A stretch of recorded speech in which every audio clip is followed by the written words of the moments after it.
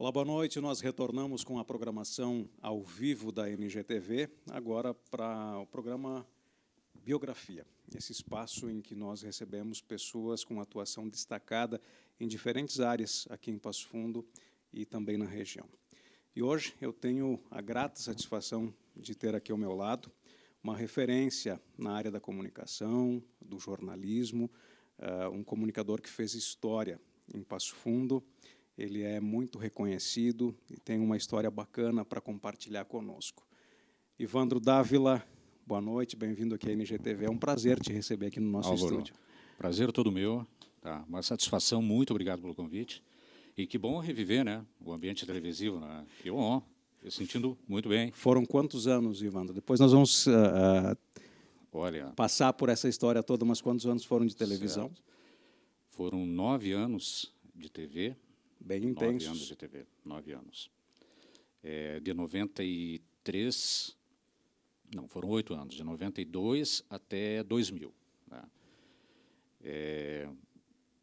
Fantástico, espetacular, um aprendizado enorme, uma coisa assim que hoje leva para a vida toda. Né? É uma história construída experiência profissional que não se apaga. Graças a Deus vai para o currículo, né? Fica muito bem posicionado no currículo. Que né? joia. Mas vamos falar sobre o teu início, não só profissional, mas, por exemplo, de vida. Tu não és de Passo Fundo, né? Não, eu sou de Soledade, eu tenho 56 anos, né? Comecei em 1982 em rádio. Não era para, eu acho que não era para ser radialista, na minha cabeça, mas as pessoas que estavam ao meu redor achavam que sim, né? Te deram um empurrãozinho aí para... eu achava que seria ponta direita do Inter. Tinha essa ambição, tinha. Mas jogava razoavelmente bem? Até jogava bem, mas eu era assim, eu era muito amarelão, porque eu jogava bem em treino, eu jogava bem no campinho lá de casa, mas quando tinha partida oficial, tipo torneio colegial, sumia. Tá? Pipocava, amarelava, pipocava. E a coisa ficou pior quando eu levei uma janelinha na frente da torcida. E foi uma humilhação e, a partir dali, eu terminou com as ambições. Por que a alusão com o futebol? Porque no dia em que, isso em 1982, abril, maio, não estou bem lembrado,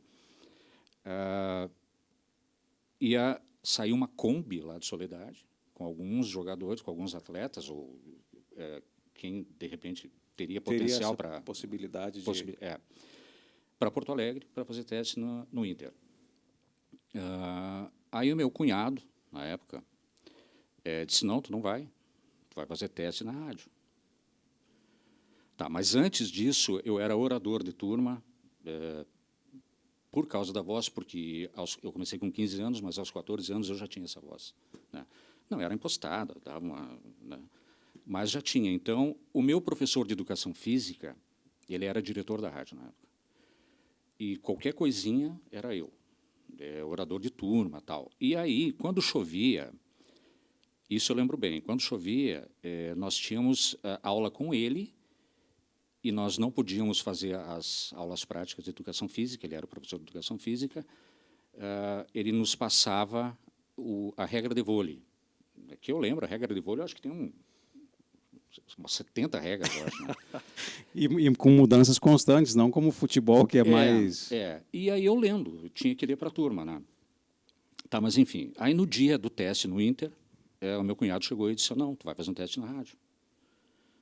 E a mãe, pai, pressão, e não vai, acabei não indo. Né? Aí, te frustrou um pouco Porto isso Alegre. na época ou não? Não, porque eu acho que eu ia mais por uma obrigação para provar a mim mesmo que eu não podia ser jogador de futebol. Né?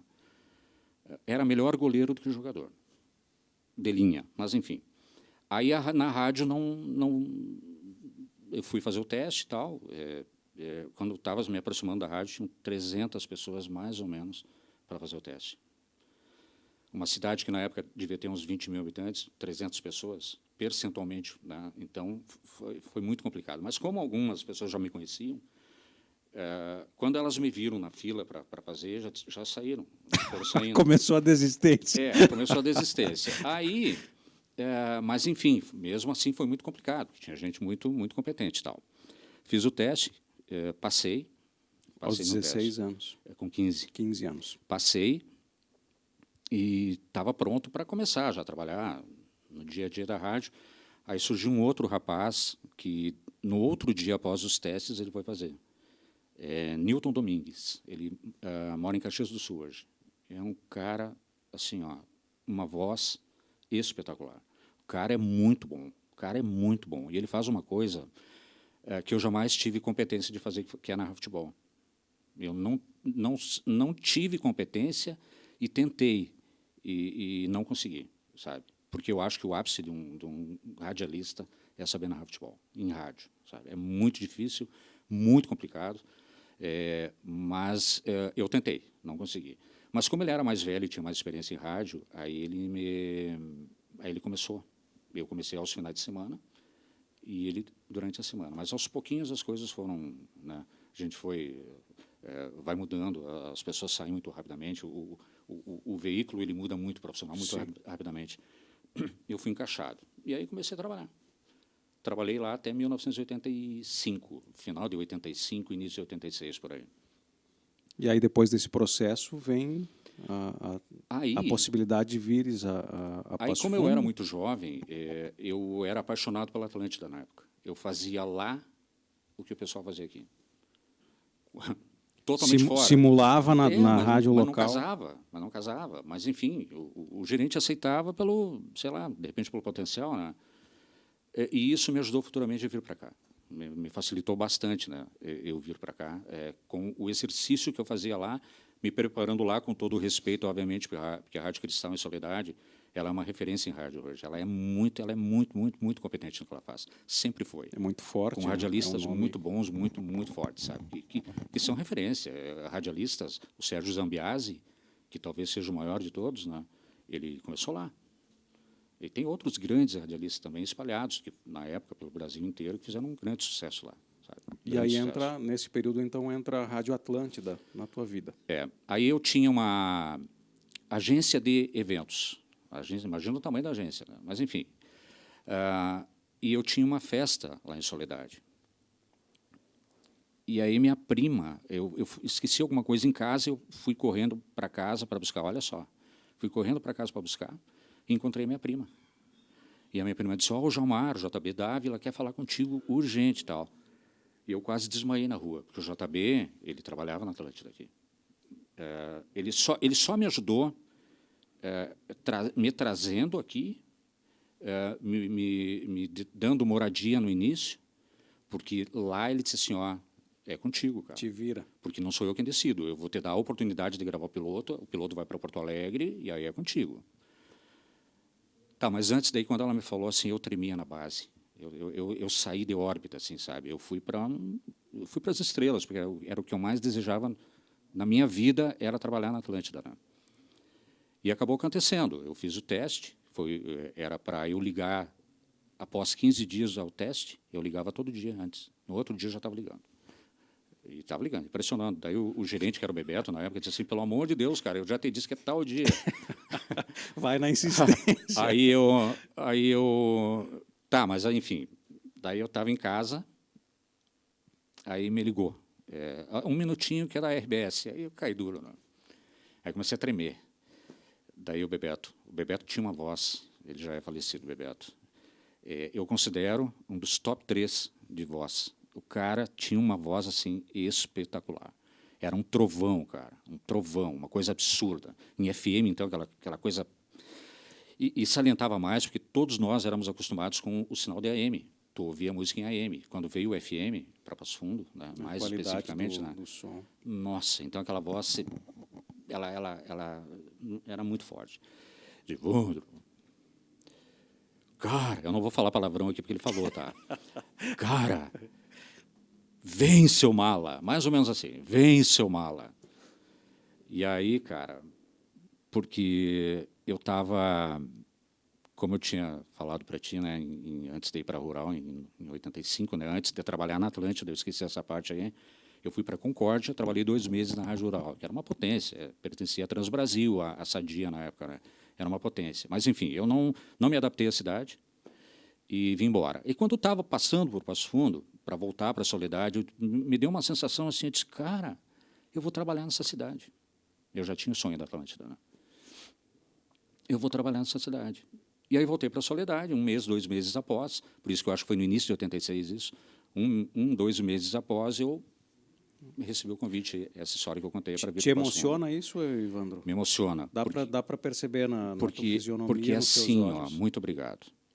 Porque assim, tudo que eu podia fazer, eu fiz profissionalmente, em todos os veículos. Até uma etapa de colunista de jornal eu fui, na parte esportiva, substituindo alguns jornalistas, né? Mas se eu substituía um jornalista numa coluna de esporte, num jornal forte da cidade, é porque eu tinha competência para fazer isso. Então, eu me orgulho muito da minha carreira. O meu currículo profissional, eu tenho o maior orgulho dele. Quando eu olho assim, eu tenho um orgulho enorme, sabe? Porque tudo que eu sonhei profissionalmente, eu conquistei. Tudo, tudo, tudo. Que a Atlântida, na verdade, devia ser naquele período o ápice, porque embora ela estivesse começando ainda enquanto rede, mas pertencente ao grupo RBS, tinha todo aquele glamour, eu vou trabalhar na Atlântida. Eu vim com a cabeça de cidade pequena para Passo Fundo. E me assustou com o sucesso que a gente começou a fazer. A rádio já era muito forte, então era um canhão, que tudo que tu fizesse acontecia, né? Nós fazíamos festa, que pena que eu não trouxe, eu esqueci de trazer algumas imagens para a gente colocar alguns inserts das festas da Atlântida.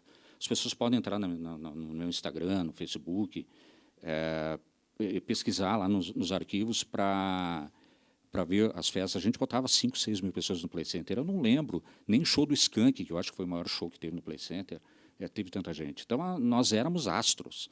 Tu saía na rua, tu tinha que dar autógrafo para as pessoas. E era uma coisa normal da época. Não era assim, não era arrogância, não era nada. As pessoas simplesmente elas gostavam de ouvir. E a rádio era muito forte. Era muito forte. E eu trabalhei na melhor época. Isso, de certa forma, te envaidecia muito na época. Óbvio que pela qualidade do trabalho, mas também porque o reconhecimento faz isso, Evandro. E aí vem, na sequência, vem a questão da televisão dentro do próprio grupo. Como é que foi essa transição aí da rádio para a TV, ou você continuou naquele período fazendo as duas? Foi assim, a Rádio Atlântida, em 1992, ela começou a mudar o padrão de comunicação. Ela começou a apressar mais e o comunicador falou um tom acima. Quem tem voz grave tem muita dificuldade. Poucos fazem isso, conseguem fazer e se transformar numa coisa natural. Eu não me adaptei a um tom acima de voz, porque eu gritava, então ficava uma coisa esganiçada no ar e eu já não estava adaptado. Então eu já estava quase que obsoleto. Porque se eu não conseguia me adaptar a um novo processo da rádio, eu já estava obsoleto. Então, aí dentro desse processo, eles me desligaram da Atlântida. Só que 1 mês depois, eu acho que eu já tinha essa ideia, eles me convidaram para voltar, daí na TV. Eu enrolei uns 3 meses, porque eu não queria, eu estava muito chateado, porque o meu sonho era aquilo ali. Aquele o ego ferido. Eu sempre me doei, mas hoje eu entendo que é um processo, e todo mundo passa e vai passar por esse processo, né? Daí eu comecei na TV, mas antes disso, e é um fato inusitado, que pouca gente sabe, mas eu vou contar. Em 92, eu acho que foi em julho que eu saí. Eu vou botar uma data fictícia, certo. Dia 10 de julho. Tá? Eu saí da Atlântida às 7h da noite. No outro dia, no dia 11, ao meio-dia, eu estava trabalhando na Itamaracá FM. Eu saí de uma FM... No dia seguinte... E no outro dia eu já estava em outra FM, trabalhando, diariamente. Graças ao meu amigo, até a TV está me dando essa oportunidade de agradecer ao meu irmão, ao Celso Luiz, que é um cara muito bacana, mora em Santa Maria, radialista. Itamaracá era uma frequência que tinha aqui em Passo Fundo? Era a frequência, hoje ela é 102.5, acho que é a Arapuru hoje. É o que a Arapuru está usando hoje. Mas antes você pertencia, depois foi para mais Pop Rock, mais nova, houve a mudança, né? E aí eu continuei casado, trabalhando na Itamaracá e na TV. Né? Da TV até 2000 e na Itamaracá até 96, quando entrou a Antena 1. E esse processo da televisão? Eu me recordo porque eu era teu telespectador. Te acompanhava, você era o titular do RBS Notícias por um bom período. Como é que foi esse período da TV? Na TV, em grande parte da minha não aceitação em voltar, né, da minha... a RBS me parecia que não fazia mais parte da minha vida, sabe? E eu estava passando um processo muito complicado, que foi a doença da minha mãe, né? Então, a minha cabeça estava em trabalhar na Itamaracá e cuidar dela, e esporadicamente vê-la no hospital, né? Mas daí, numa tarde, ela me convenceu, ela me chamou, ela fazia quimioterapia e tal, e ela me convenceu, disse, qual o motivo? Minha mãe era professora, então eu sabia falar, sabia, né? Por qual motivo? Né? Qual o real motivo do que tu está magoado? Que é? Daí eu expliquei, sim. Né? Daí ela me convenceu, daí eu aceitei a proposta. Foi uma das coisas mais complicadas. Tá, daí eu fiz o teste, tal, mandaram para Porto Alegre, foi aprovado. Fiquei com o apelido de... Quando eu trabalhava na RBS, fiquei com o apelido de Eloy Zorzeto do interior. O Eloy Zorzeto da região. Eloy Zorzeto do interior. Tá. Aí depois, com o cabelo embranquecendo, eu tinha saído da RBS, as pessoas que me viam e associavam a voz diziam que eu era o William Bonner. Era mais ou menos essa comparação. Tá, mas enfim. Aí eu fui... Mas o Eloy Zorzeto pegou mais naquele período. Porque nós trabalhamos conjuntamente. Né? Você fazia o bloco local e, na sequência, sim, tinha ele que apresentava. Eu passei uma semana fazendo curso com eles lá também. Né? Então, foi um aprendizado. Né? Bota aprendizado nisso. Né? Tá. E daí, no dia do teste, eu fiz o teste e tal, foi aprovado, e treino daqui, treino dali, ensaio daqui, teste daqui, mandava para Porto Alegre, corrige isso, corrige aquilo, tá. No dia que eu fui apresentar o jornal ao vivo, eu parecia que eu estava assim, ó, parecia que eu estava em outro mundo, sabe? Era uma coisa assim, o nervosismo que eu estava sentindo era uma coisa absurda. E isso foi potencializado porque, coincidentemente, tinha uma reunião de jornalistas de Porto Alegre era uma espécie de convenção aqui na cidade aqui. Na cidade. E toda a cúpula do jornalismo da RBS de Porto Alegre. Na tua estreia? Na minha estreia. É tipo tu bater um pênalti nos no final 45 de uma Copa do Mundo, tá? E depende de ti, no final do jogo só tinha aquilo ali. Era mais ou menos essa a proporção, né? E foi muito legal. Foi muito legal. Adaptação difícil porque não tinha teleprompter na época, né? Então, era aqui, né? Era aqui. Então era muito complicado, mas foi. E o meu crescimento como apresentador começou a partir do teleprompter. Aí tu pegava os trejeitos dos caras de Rio, São Paulo, próprio Eloy. Até a troca de câmera com aquele olhar. Troca de câmera, tal. E tem um fato pitoresco que nós não podíamos dizer boa noite, porque o nosso bloco local, ele abria o jornal. Depois ele ficou no meio, mas no início ele abria o jornal. Né? E não pode falar boa noite. Um dia eu disse boa noite. Mas proposital ou sem intenção? Não, eu disse, foi intencional. Você quis dizer. Eu tinha que falar aquilo. Eu tinha, disse, não posso. Apresentando para a região norte inteira do estado do Rio Grande do Sul, e não falar isso, não. Boa noite. Então, boa noite. Né? Mas foi só uma vez também. Né? Houve uns murmúrios tal, nos corredores, mas, enfim, deu tudo certo. Porque nós tínhamos uma qualidade de jornalismo muito forte. Era uma equipe que eu recordo, senhor, e olho para vocês, vocês foram referência para uma leva enorme de profissionais que vieram na sequência. E no interior do estado, nós fomos, por vários anos, tidos como a principal equipe. Né? Tanto é que os jornalistas saíam daqui e iam para Porto Alegre. Eu recordo da época, você, a Angélica Weissheimer, saudosa, o Rogério Silva, o Paulo Ricardo, aí nós tínhamos também o Dr. Paulo, que fazia o Cristiano Gobi, Dr. Paulo que fazia os comentários.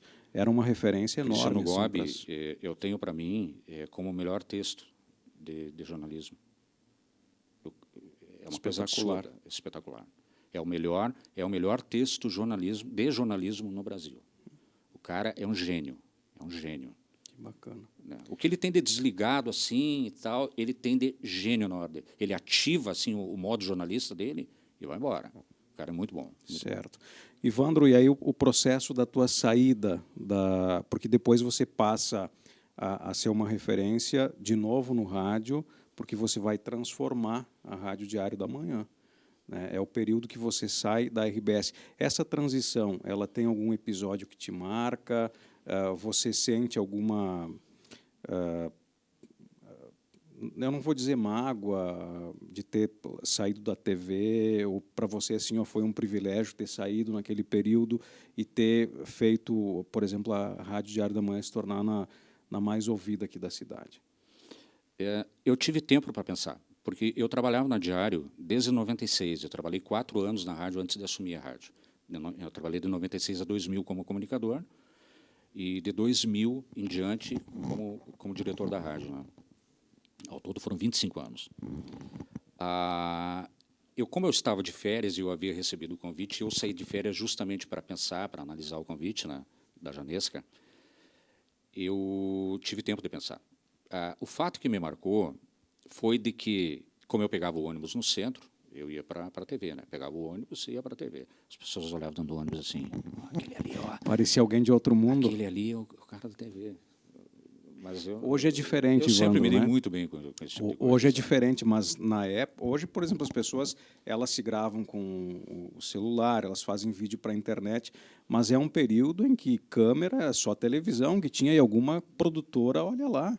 Então, a pessoa que estava à frente da tela, ela parecia um ser de outro mundo para as outras pessoas. Literalmente, né? Literalmente. Mas eu me dava muito bem com isso, sabe? E aí, quando eu estava chegando, depois das férias, estava chegando no primeiro dia de trabalho de volta, né, ao trabalho, a Angélica estava me esperando lá no saguão da RBS. Né? Aí ela não deixou eu entrar. Eu cumprimentei ela, eu ia cumprir meu último dia, na minha cabeça, o último dia, tal, né, como acabou acontecendo. Daí ela olhou firme para mim assim, e disse assim, ela falou um palavrão, quem conheceu a Angélica sabe, né? Ela falou um palavrão e disse assim, tu vai nos abandonar. E eu respirei com o olho cheio d'água. Indignada. Eu olhei com o olho cheio d'água e disse sim, eu estou saindo. É que tem toda uma história, Ivandro, né? Tudo aquilo que você tinha passado, depois pela conversa com a tua mãe, esse processo que você passou e se consolidou como apresentador local.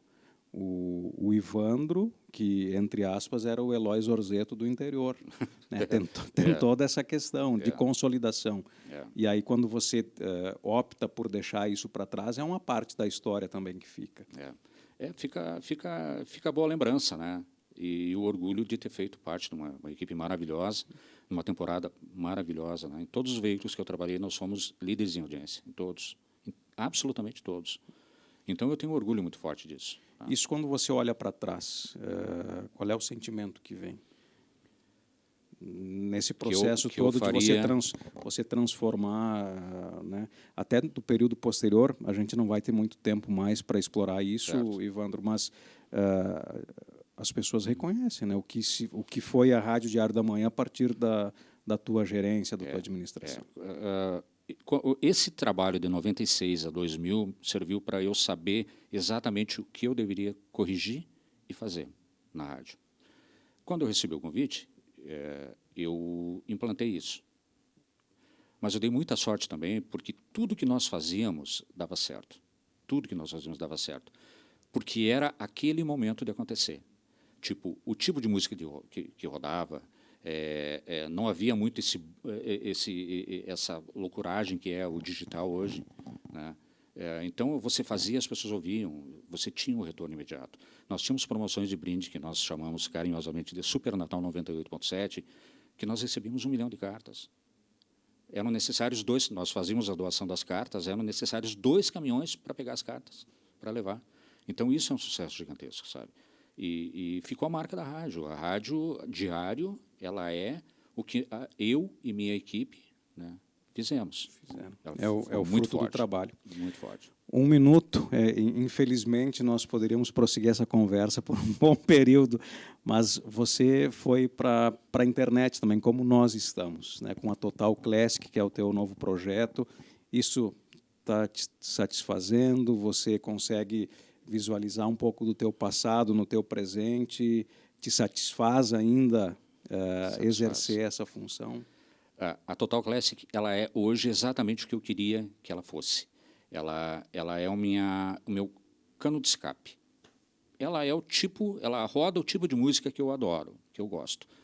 E está dando certo também, né? Eu planejei 3 anos disso, porque eu percebi, quando eu estava trabalhando, que as rádios de São Paulo, tipo Antena 1, Alfa, estavam muito fortes no mercado, acompanhando as pesquisas e tal. E elas chegaram à liderança. Hoje, a Antena 1 é líder de mercado em São Paulo.